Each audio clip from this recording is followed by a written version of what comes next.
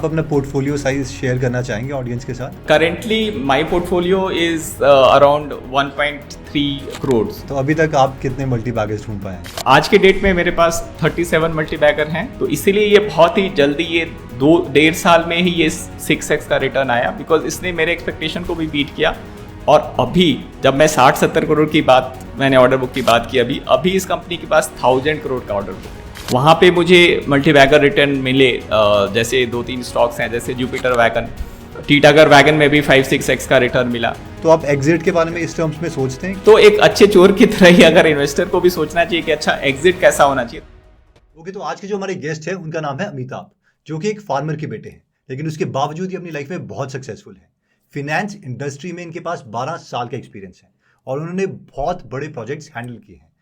For example, इन्होंने 10,000 करोड़ का एक प्रोजेक्ट हैंडल किया था ICICI बैंक में। इसके बाद 1000 करोड़ का debt capital market book manage करी थी L&T इंफ्रास्ट्रक्चर फाइनेंस को लिमिटेड में, और फिर 1000 करोड़ का स्ट्रक्चर्ड फाइनेंस बुक करी थी हीरो फिन कॉर्प में। इससे भी ज़्यादा इंटरेस्टिंग बात तो ये है कि इन्होंने अपनी जॉब छोड़ दी है और ये अब फुल टाइम इन्वेस्टर है, और अपने करियर में इन्होंने 35 मल्टी बैगर्स फाइंड करी है, यानी ऐसी कंपनीज जिसमें पैसा हमारा 2 गुना या 2 गुना से ज़्यादा हो जाता है।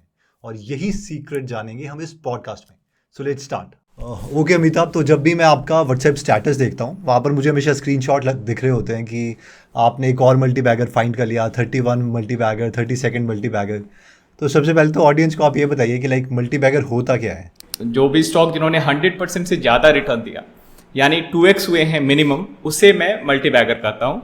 And that is a widely accepted definition of multi-bagger, that a stock which have returned more than 100% in a period of time, whatever you consider. So 100% से ऊपर अगर उसने 2 साल में भी दिया, still it is a multi-bagger. 6 month में भी दिया, still it is a multi-bagger. आज के डेट में मेरे पास 37 multi-bagger हैं, but उसमें से I would say कि जहाँ पे मुझे काफ़ी दिक्कत हुई होल्ड करने में, वैसे जिसको मैंने ढूंढा है वैसे 20 होंगे, बट 12-15 तो मेरे पास अनायास ही आ गए, because I kept holding it. So जो पावर ऑफ कंपाउंडिंग जो है, जो जिसकी बात सब लोग करते हैं, वो मैंने रियलाइज किया है इन माई लाइफ कि अगर आप अच्छी चीज को होल्ड करो तो आपको रिटर्न आते हैं। सो दिस इज तो पहला स्टेप है, somebody who is into business, study your business. Is there a chance कि आप वहां पे मल्टी बैगर ढूंढ सकते हैं, बट 80% लोगों के साथ वो होता नहीं होगा, क्योंकि कुछ लोग स्टूडेंट हैं, कुछ लोग CA हैं, कुछ लोग अलग अलग फील्ड में हैं। तो उनके लिए क्या बचता है, जो मेरे साथ वैलिड है, वो ये कि जो सनराइज सेक्टर्स हो सकते हैं उसके बारे में रीड अप करो। तो जो सनराइज सेक्टर, ये जो मैं बात कर रहा हूँ ड्रोन के बारे में, मैंने काफ़ी रीडिंग की एंड आई रियलाइज कि ड्रोन एक नेसेसिटी है, it is a necessary evil. इसके बिना तो हमारा काम चल ही नहीं सकता। अब इस रियलाइजेशन पे आने के लिए मुझे थोड़ा रिसर्च करना पड़ा, थोड़ा सा ग्लोबल हिस्ट्री जाननी पड़ी।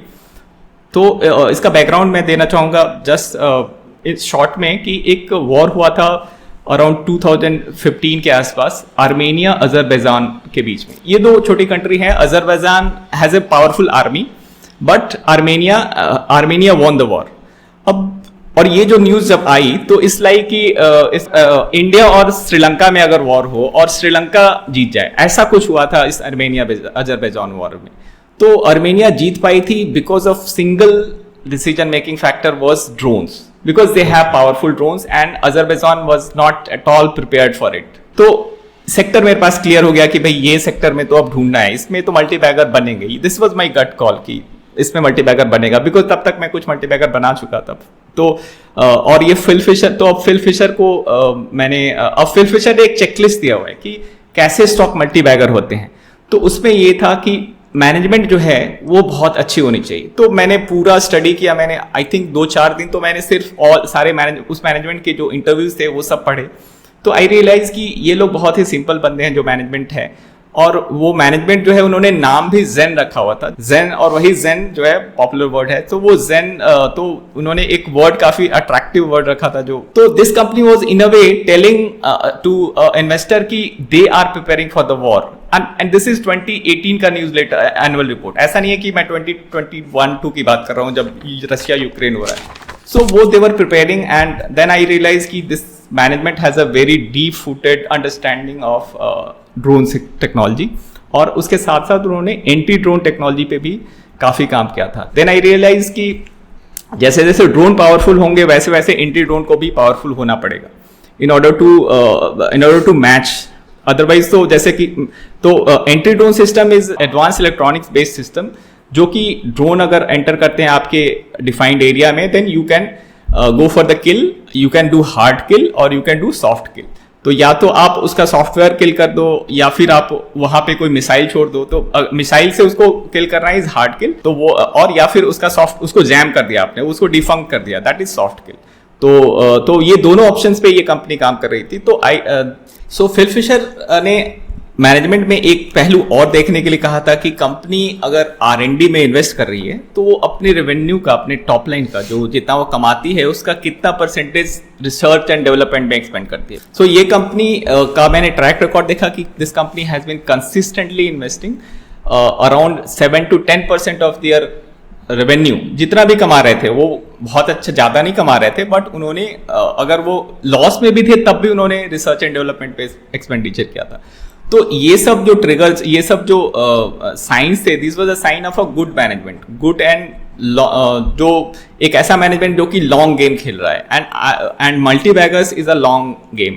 इसमें ट्रेडिंग करके मल्टीबैगर बन सकते हैं बट वो सस्टेनेबल मल्टीबैगर्स नहीं होते हैं. तो मैंने ये जेन टेक्नोलॉजी में आइडेंटिफाई किया कि the management is playing the long game, the government is ready to play a long game, I was ready to play a long game. तो ये तीनों लेवल पे जब एक सिंक्रोनिसिटी हुई उसके बेसिस पे तो बिजनेस मॉडल का जो ये था, जो बिजनेस में मेरा काफी कॉन्फिडेंस आया कि ये बिजनेस भी मल्टीबैगर बिजनेस है.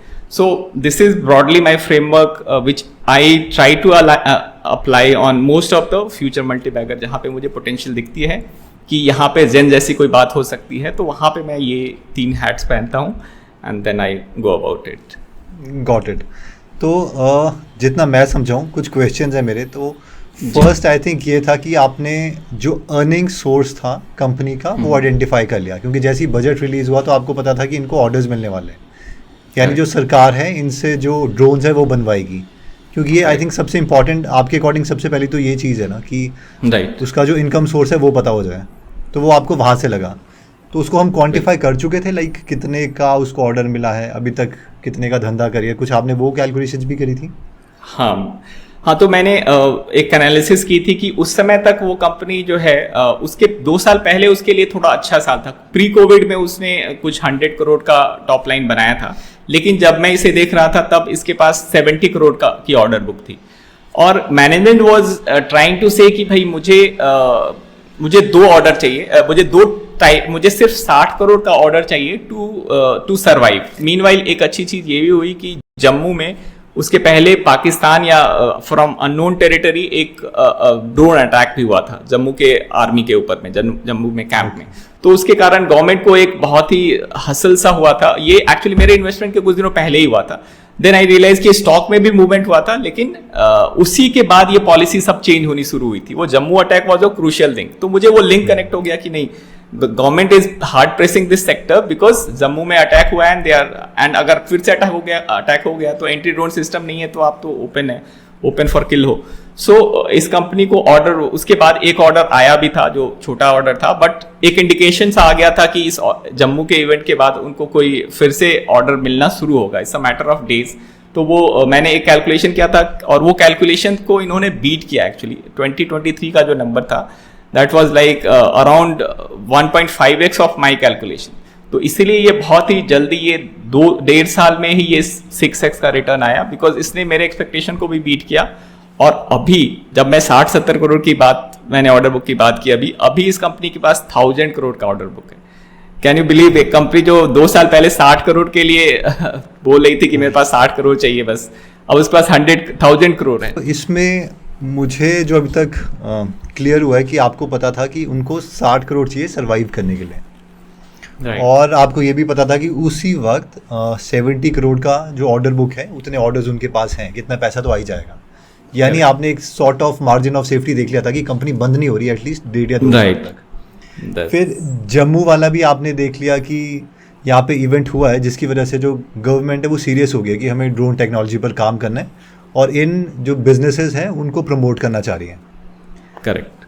तो आपको जो मेरी समझ से एक सबसे ज़्यादा इम्पोर्टेंट क्वेश्चन है, तो उस टाइम आपको ये पता चल गया था कि इनको ऑर्डर मिल जाएगा या मिल चुका था उसके बाद आपने इन्वेस्ट किया? नहीं, मिल चुका था ये मुझे नहीं पता था, बिकॉज ये कंपनी बहुत ही छोटी कंपनी है। इसके बारे में मैंने पता करने की कोशिश भी की कि कैसी है, तो मुझे मेरे नेटवर्क में कोई इस कंपनी को नहीं जानता था, बट मुझे मैक्रो पिक्चर हमेशा क्लियर था कि इजराइल क्या कर रहा है। उस समय से ही Israel was good in drone technology, तो गवर्नमेंट जो है इजराइल के साथ दोस्ती बढ़ा रही थी, तो इजराइल के पास ड्रोन की बहुत अच्छी टेक्नोलॉजी थी। तो जो जितने पायोनियरिंग रिसर्च होते हैं वर्ल्ड वाइड वो इजराइल से हो रहे हैं। तो गवर्नमेंट की एक जो ये रिक्वायरमेंट थी वो ड्रोन को लेकर के वो काफ़ी ज़्यादा थी, but obviously everything comes with a price, and government was also talking about कि आत्मनिर्भर भारत, तो आत्मनिर्भरता की तरफ आप बात कर रहे हैं, तो शॉर्ट टर्म में आप इजराइल से दोस्ती करें और टेक्नोलॉजी ले आए वो तो समझ में आता है, but long term was definite कि आपको घर में ही बनाना होगा। सो एक और चीज़ जो मुझे स्कटल बट आपने पूछा कि मुझे क्या पता था जो शायद मार्केट को नहीं पता हो, तो इस डिफेंस एक्सपो में बैंगलोर बेस्ड एक my friend of mind visited the defence expo, and उसने बताया मुझे कि डिफेंस एक्सपो में एक तो बड़ी कंपनियां हैं जैसे L&T हैं, उनके एक बहुत बड़े से ये बहुत बड़ा स्पेस उन्होंने ऑक्यूपाई किया हुआ था, और ही ऑल्सो सेड कि I could not go to Zen, but Zen की जो स्पेस थी वो भी बहुत बड़ा बैरक सा था, बहुत बड़ा एरिया था जेन के पास भी, लाइक L&T। तो एक जेन एक 300-400 करोड़ की मार्केट कैप वाली कंपनी और L&T जो कि 1 लाख करोड़ मार्केट कैप वाली कंपनी, दोनों बड़े से साइज में डिफेंस एक्सपो में प्रेजेंट थे with their equipment, with their tools, with so products.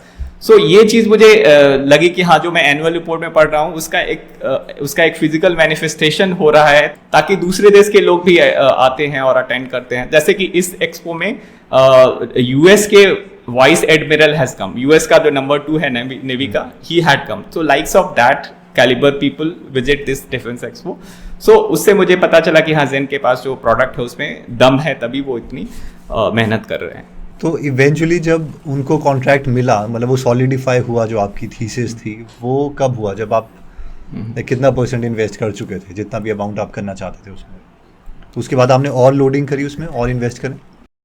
इसमें मैंने अराउंड 150 to 200 इनिशियल लोडिंग की थी, एंड जब स्टोरी प्ले आउट हो रही थी अराउंड 300 लेवल पे मुझे लगा कि अब ये पूरी दुनिया को पता चल जाएगा, तो मैंने 350 पे लोडिंग की, फिर से लोड किया, मतलब मैं 70% पहले था और 30% मैंने उसमें फिर लोड किया था, बट हाँ, और इन्वेस्ट किया था उसमें, बट वो स्टॉक फिर 400-500 पे तो 1 मिनट के लिए, मतलब हार्डली 2 दिनों के लिए 400 में रेंज में था, 1 सप्ताह के लिए 500 रेंज में था, next month it was in 600 range, and 700 range में जाके वो अभी स्टेबल है। तो वो एक मैंने ट्वीट भी किया था कि this Zen is like a rocket out of the bottle. तो वो 300 पे मैंने last I try to catch hold of it, but 330 के बाद वो फिर around gone to the stratosphere of 700 plus pricing, और आज भी 650 के आसपास उसकी प्राइसिंग होगी, 650 to 700 वो मिनिमम रहता है। ओके, तो जैसे PE 375 था, तो कोई ना कोई तो लाइक बुलिश था, अगर इतना ज़्यादा इसको PE मार्केट दे रही थी, तो स्टोरी वाज ऑलरेडी नोन, या लाइक इसके पीछे क्या सही की? मैंने और भी बहुत सारे स्टॉक में इन्वेस्ट किया था जहाँ पे टर्न अराउंड, जहाँ पे जो सेक्टर जो है टर्न अराउंड होता है, तो नॉट जस्ट जेन टेक्नोलॉजी, मैं एक और एग्जांपल लूंगा टेक्समैको रेल का। तो टेक्समैको रेल भी जब रेलवे स्टॉक्स में भी मैंने इन्वेस्ट किया था, तो आई न्यू कि रेलवे स्टॉक्स में काफ़ी ज़्यादा एक्टिविटी है, और वहाँ पे भी काफ़ी ज़्यादा सिमिलर, जैसे ड्रोन के मामले में जो हंगर गवर्नमेंट की तरफ से था, वैसे ही रेलवे को लेकर के भी एक हंगर है। वो हंगर क्यों है इसको भी समझना बहुत इंपॉर्टेंट है। जैसे drone was a necessary evil, railway transportation is a necessary evil. अब इस चीज को भी अगर हम लोग, बहुत ही सिंपल है, अगर मैं लेमैन टर्म्स में बिल्कुल सिंपल वर्ड्स में बताऊंगा, तो इंडिया क्या करता है, इंडिया अपनी एनर्जी के लिए ऑयल पे डिपेंडेंट है, और ऑयल पे आप डिपेंडेंट हो जाते हैं तो आप रोड से जो भी सामान मूव करते हैं उसमें आपको कॉस्ट ज़्यादा आएगी, बिकॉज आप ऑयल इंपोर्ट कर रहे हैं। तो road is not a preferred sector mode of transportation for a company, for a country dependent on oil, on crude, और UAE और मिडिल ईस्ट पे आप डिपेंडेंट हैं। तो अब इसका सॉल्यूशन क्या है? अगर हम उस पॉइंट ऑफ व्यू से सोचे तो आप रोड को क्या कम्पीट कर सकता है? शिपिंग, बट हमें इनलाइन, हम तो इंडिया एक कंजम्पशन स्टोरी है, इंडिया में तो हम लोग इतने बड़े खुद ही हैं कि हमें शिपिंग से ज़्यादा अपनी कॉस्ट जो हम राजस्थान से MP में भेजने में कॉस्ट है वो कम होना चाहिए। वहाँ पे shipping is of no use. So क्या बच जाता है? Railway. It's like by default railway को बहुत ही इफिशिएंट होना पड़ेगा for India to reduce our logistics cost.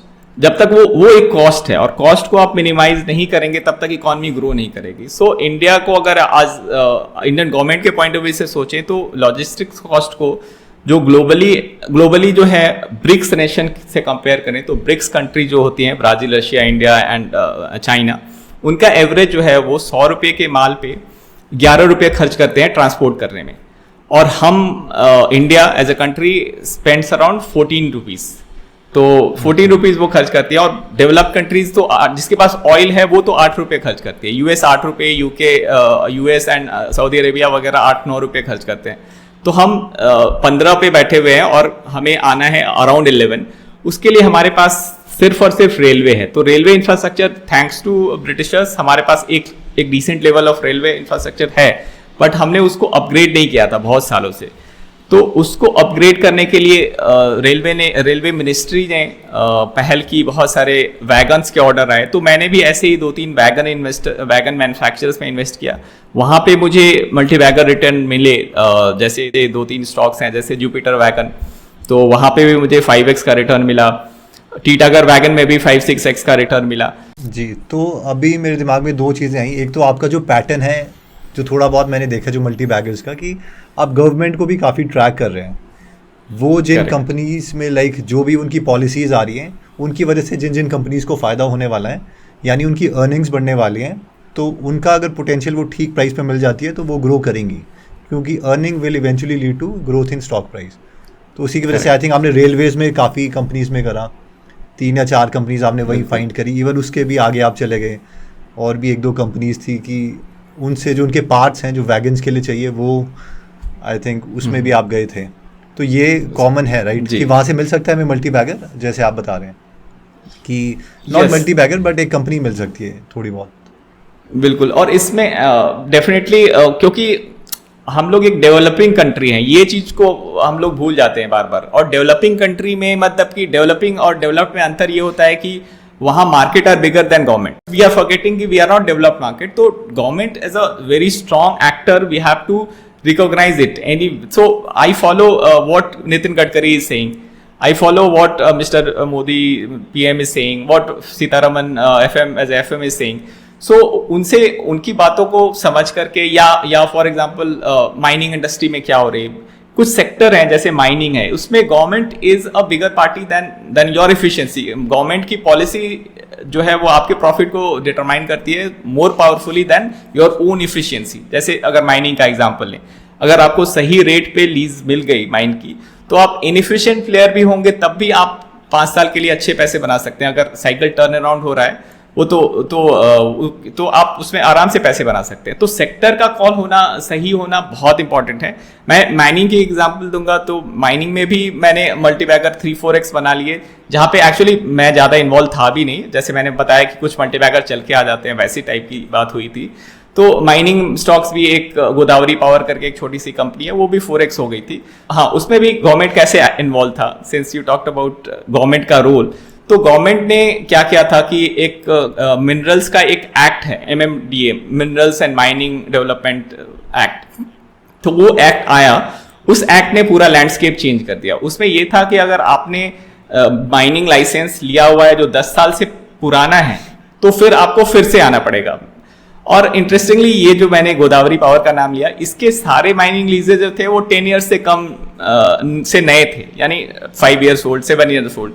तो इनको एक तरीके से पुराने रेट पे सारी चीजें मिल गई. और जो नया बंदा जो JSW है, JSPL है, वो दोबारा आकर के बिड करेगा कि भाई ये माइंस मुझे फिर से दे दो, तो उसको फिर बिड करेगा, तो obviously pricing would go up. So ये एक तरीके से आप MMDA एक्ट को अगर आपने अच्छे से समझ लिया, then you got a easy multibagger. You just need to wait कि क्या हो रहा है, मतलब कि वहाँ पे. जी, मेरा लास्ट इस पर्टिकुलर चीज़ के लिए क्वेश्चन ये है कि 2 क्वेश्चन है, 2 part question. One is exit. तो इन पर्टिकुलर केसेस में जो मुझे समझ आ रहा है वो ये है कि इनकम जो डिफाइंड है वो तब तक जब तक उनकी ऑर्डर बुक चलेगी. अगर गवर्नमेंट जो सबसे बड़ा, अगर इनका वही कस्टमर है गवर्नमेंट, तो एक टाइम के बाद उनकी जो अर्निंग्स है वो कम हो जाएंगी. It is not like linear curve भी नहीं है, एक्सपोनेंशियल भी नहीं है, एक इनकम का सोर्स अभी तक हमें पता है।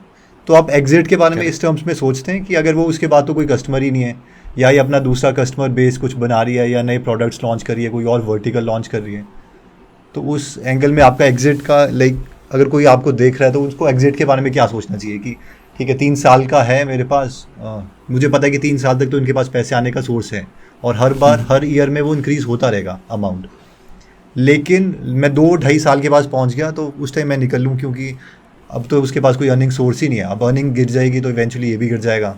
तो कुछ उस तरीके से लाइक आप सोचते हैं या? हाँ बिल्कुल, अर्निंग को जब मैं अर्निंग को देख करके इन्वेस्ट कर रहा हूँ तो ऑब्वियसली एग्जिट के समय भी मुझे अर्निंग पे एक व्यू होना चाहिए। अभी इन्वेस्टमेंट के समय तो एवरीथिंग लुक्स ग्रीन कि हाँ ठीक है, अभी ये मैनेजमेंट भी काफ़ी बुलिश बात करती है, मैनेजमेंट कमेंट्रीज भी अच्छी आती हैं, गाइडेंस भी अच्छी आती हैं, वहाँ तक घुस जाना बहुत आसान है, बट वो अभिमन्यु की तरह उसमें फंस जाना भी बहुत ही कॉमन है।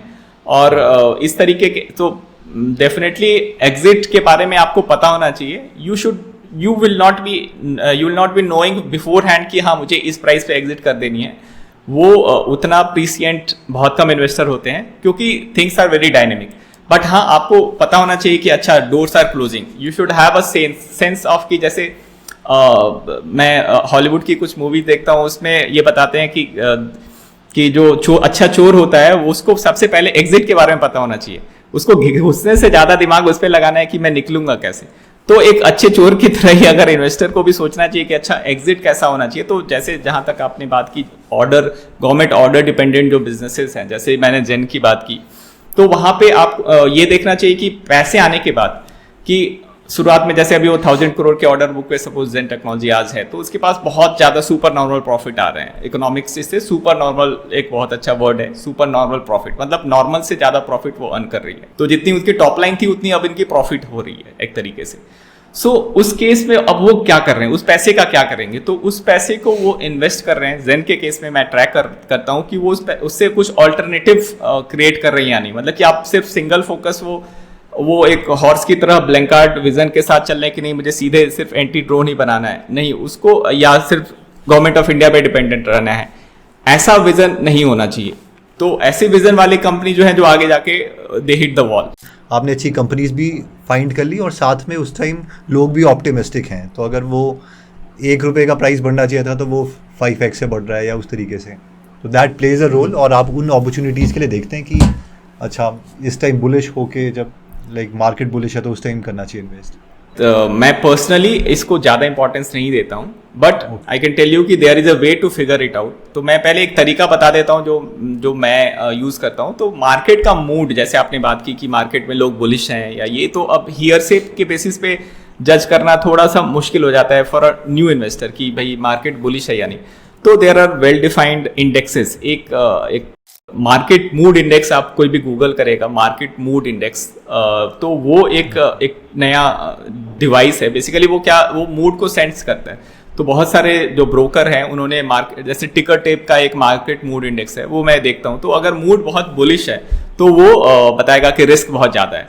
मूड अगर बुलिश है, and he is very right, the broker का जो इंडिकेटर सिस्टम है it would show red and bullish है। तो मार्केट मूड इंडेक्स को आप देख सकते हैं for a new beginner investor and even for a intermediate investor. It's a good tool कि आप मार्केट अगर बहुत रिस्क पे है तो उस समय आप अगर एलोकेट करना चाहते हैं तो कम एलोकेट करें। अगर आपको तो आप उसमें रुक जाएं। अगर पूरा बुलिश है पूरा, तो उसमें रिस्क ज़्यादा है एक्चुअली।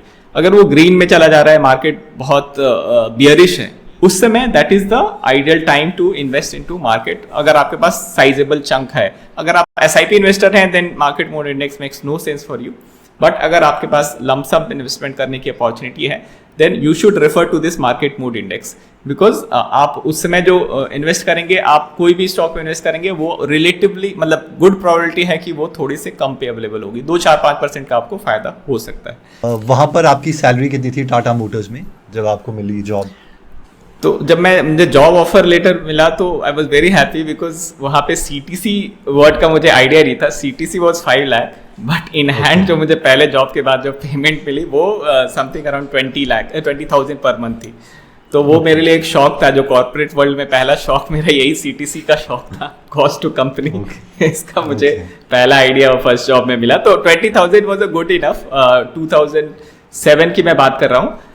उस समय back then it was better than most of the IT companies, but हालांकि उसमें कुछ पर्क्स थे। Being a Tata employ had a definite very great learning experience, उसको मैं क्वांटिफाई नहीं कर सकता। बिकॉज जब मैं एमबीए करने गया, देन आई रियलाइज कि बहुत सारे कॉन्सेप्ट जो थ्योरेटिकली वहाँ पढ़ा रहे हैं, वो सब चीज़ें तो टाटा कितने सालों से कर रहे हैं।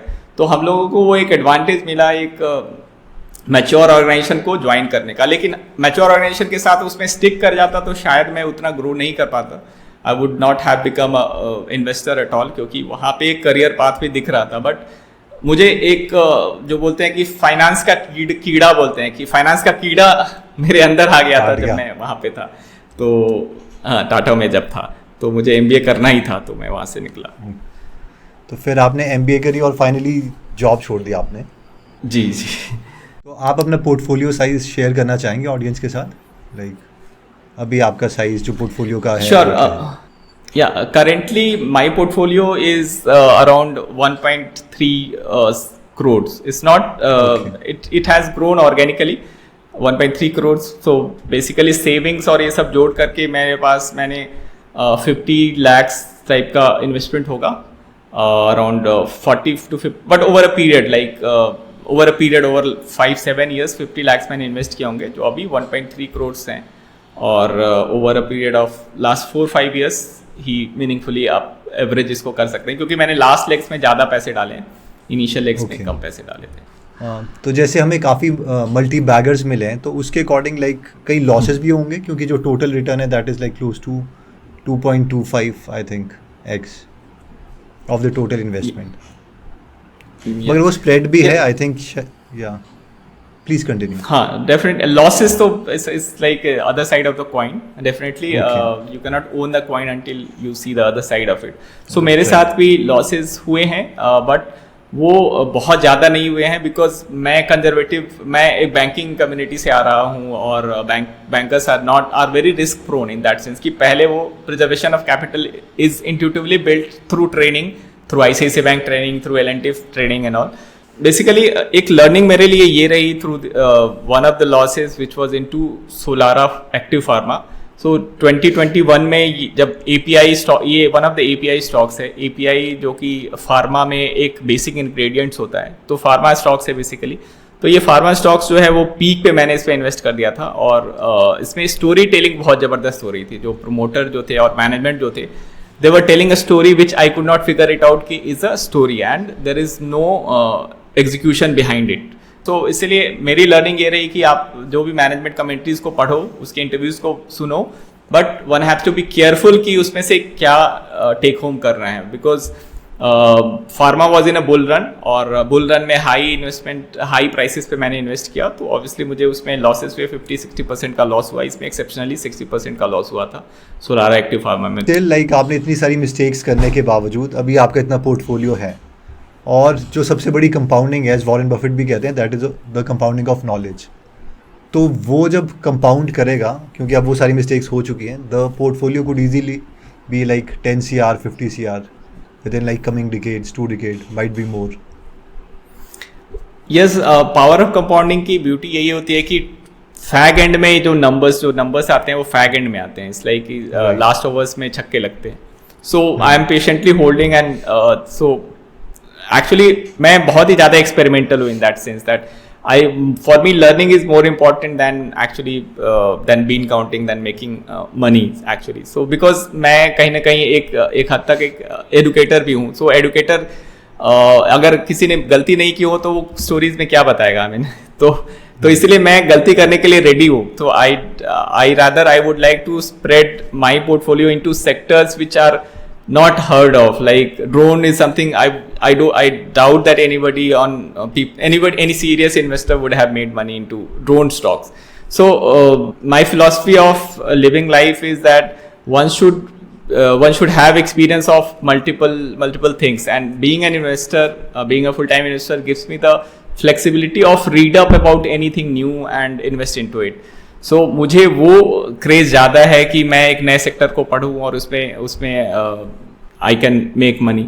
तो rather than just drill down a hole कि नहीं मुझे ये 10 स्टॉक्स में ही मुझे पैसे बनाने हैं, that stage potentially would come for me when I would have a concentrated portfolio of 10 stocks, but I'm not just really looking forward to it कि next 5 years में वो आ जाए अच्छी बात है, 10 years down the line आए तो अच्छी बात है. तो actually जो रिटर्न्स जो कंपाउंड होंगे वो उनसे ही होने चाहिए जब बहुत कम 10 स्टॉक्स का पोर्टफोलियो में बनाऊंगा. But I am enjoying this journey कि मेरे पास अभी 30-40 स्टॉक्स हैं, 40 to 50 स्टॉक्स हैं, उनमें में जो चेंजेस होते रहते हैं उनको मैं डेली आकर के देखता हूँ. I really learn a lot from these investment. So it's like my learning school also. My portfolio is my learning school.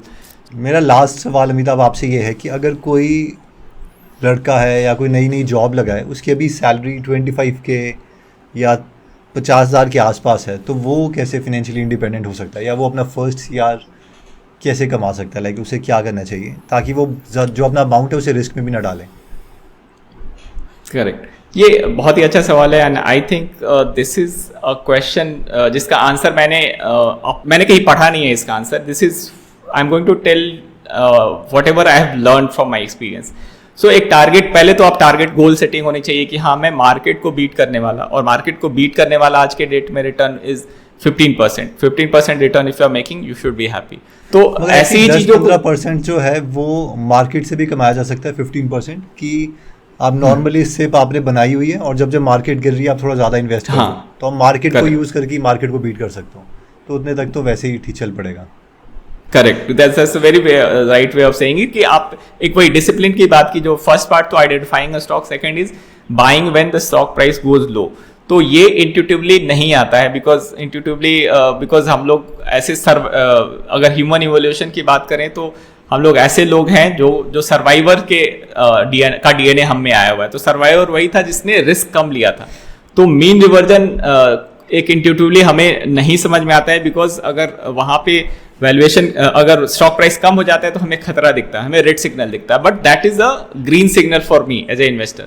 तो वो आपको एक डिसिप्लिन डेवलप करना पड़ेगा. शायद उसके लिए ट्रेनिंग लेनी पड़ेगी आपको, थोड़ी सी मेंटल ट्रेनिंग, या आप एक इकोसिस्टम बनाएं, फ्रेंड्स ऐसे हो जो कि सिर्फ प्रॉफिट बुकिंग पे ध्यान नहीं रखते हो, जो प्रॉफिट लो हो, लॉस में भी जाए तो भी होल्ड कर रहे. तो एक सपोर्ट सिस्टम भी डेवलप करना चाहिए कि don't talk to a trader friend of yours जो कि हमेशा अपनी तारीफ करता रहता हुआ मिले कि हाँ अरे मैंने 20% इसमें बुक कर लिया, उसमें 10% बुक कर लिया. ऐसे लोगों से दूर रहें. मतलब एक बिहेवियरल एडवाइस ये है कि जो खुद को जो बहुत ज्यादा बॉइस्ट करते हैं, because I have certain friends, certain people in my life. So सबके लाइफ में ऐसे लोग होते हैं जो बॉइस्ट ज्यादा करते हैं. तो मार्केट से खुद को विड्रॉ करना इज इंपॉर्टेंट कि आप स्टॉक में घुसें रादर देन दूसरा क्या कर रहा है. बट स्टार्टिंग में आई थिंक वो सैलरी पे ही ज़्यादा काम करना चाहिए, या दोनों पैरेलली करें कि सैलरी सबसे ज़्यादा रिटर्न देगी और साथ में इंडेक्स फंड तक आ गए, क्योंकि पहले तो वो जो वोलेटिलिटी वाला फैक्टर है कि आप अपने जो पोर्टफोलियो पहली बार गिरते हुए देखते हो तब तक उससे फैमिलियर हो गए, बट ज़्यादा फोकस जो है वो सैलरी में है. No, very good question. I mean, Hemant, it's a very beautiful question कि क्या हमें किस पे फोकस करना चाहिए इनिशियल ईयर्स में. बिकॉज अगर अब इसको मैं ब्रेक डाउन करूँ एज ए मैथमेटिक्स स्टूडेंट, तो पावर ऑफ कंपाउंडिंग में दो चीज़ें होते हैं. एक प्रिंसिपल होता है और उसके बाद ये 1+ रेट ऑफ रिटर्न, और उस पर टाइम होता है. तो principal is very important when your time is small. मतलब कि वो जो दूसरा फैक्टर है वो अर्ली ईयर्स में, क्योंकि टाइम जो है इनिशियल 3-4 का अगर टी का फैक्टर लें, वो 2-3 सालों में प्रिंसिपल इज मोर इम्पॉर्टेंट. तो इनिशियली आप जितना ज़्यादा कैपिटल आप बिल्ड करेंगे वो क्योंकि इस साल का जो फ्यूचर वैल्यू है वो अगले साल जाकर के प्रिंसिपल बन रहा है. पावर ऑफ कंपाउंडिंग उसी के ऊपर बिल्ड कर रहे हैं आप. जो बेस जितना हाई होगा इनिशियल ईयर्स में, उतनी पावर ऑफ कंपाउंडिंग आपको ज़्यादा रिफ्लेक्ट करेगी in later years. So initially return chase करना is not a wise habit. It's better to go for capital preservation. तो उसके लिए जिसके पास टाइम की कंस्ट्रेंट है और जॉब्स में, चैलेंजिंग जॉब्स में हैं, उनको जॉब से ही फोकस करना चाहिए.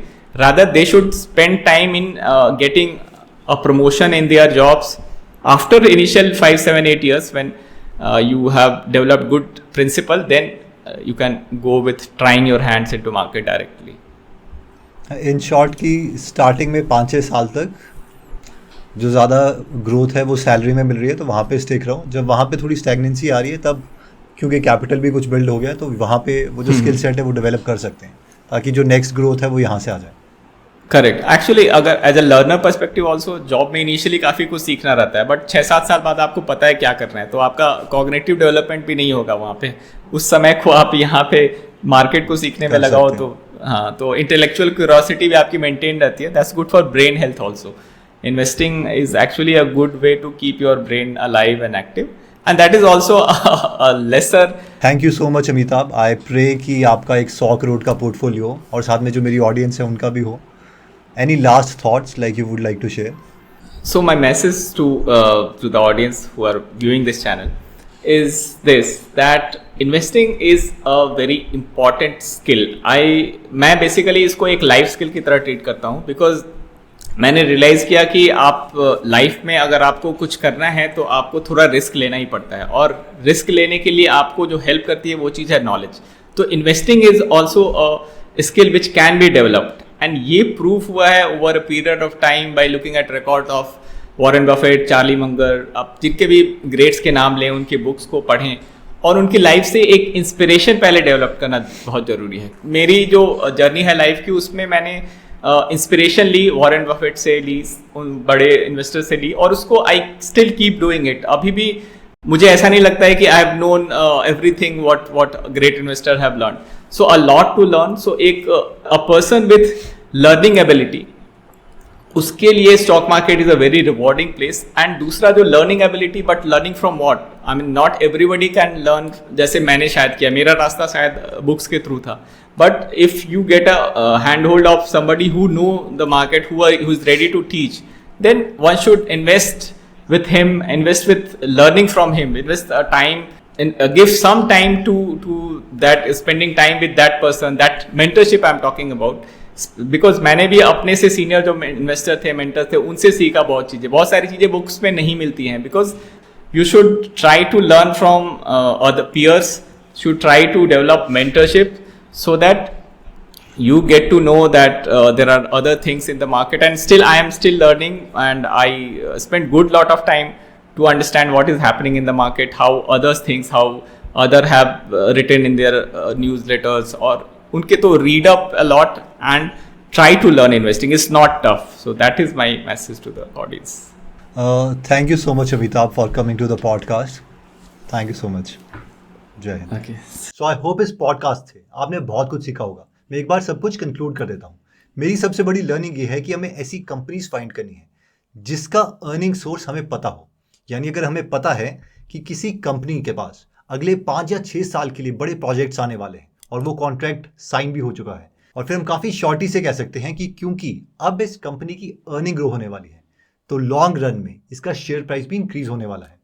और इसके लिए जो हम गवर्नमेंट के बजट्स हैं वो भी देख सकते हैं कि इस बार गवर्नमेंट कहाँ पर पैसे खर्चने वाली है और किन कंपनीज को इसकी वजह से फायदा होने वाला है। और अगर वो कंपनीज पब्लिक कंपनीज है, यानी हम उसके शेयर खरीद सकते हैं, तो उन्हें हम अच्छे से स्टडी करके उनके शेयर्स खरीद सकते हैं। आई होप ये पॉडकास्ट आपके लिए बहुत वैल्यूएबल रहा होगा। जय हिंद।